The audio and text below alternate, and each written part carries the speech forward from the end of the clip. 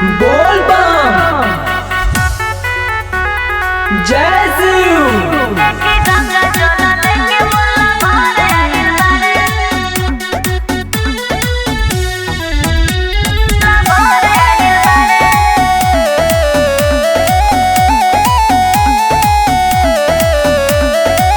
शादी करे के खातिर पड़ल बिया पगली पीछे, पूरा होई कि नहीं सुन भोले बाबा एक इच्छा। बाबा हो शादी करे के खातिर पड़ल बिया पगली पीछे, पूरा होई कि नहीं सुन भोले बाबा एक इच्छा।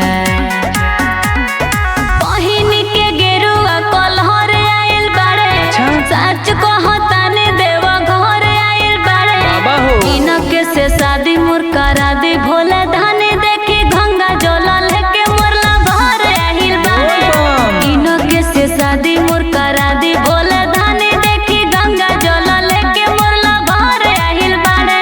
हे बाबा सुनी ना, शादी करब हो बाबा शादी करब हो, ई नहीं के नाम के बाबा हम मंगिया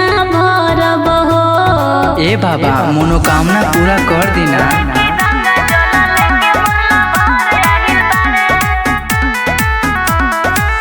हमारे ला भूखल बिया सोमवारी, हम करे ओइनी बाबा जल डारी।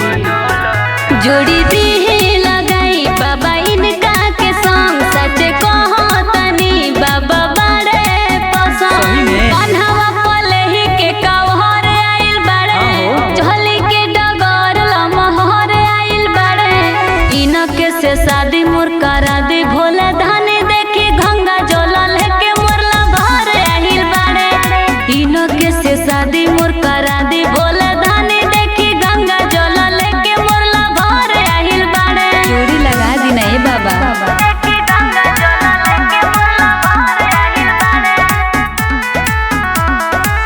रौरे तोई भंडारी भोला, खुशी से भर दिए बाबा जोला।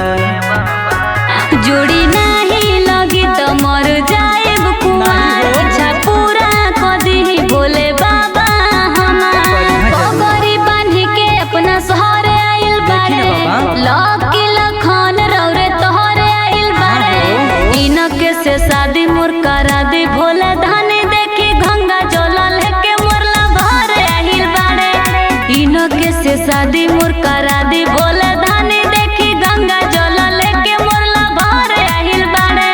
शादी करा दी नहीं बाबा।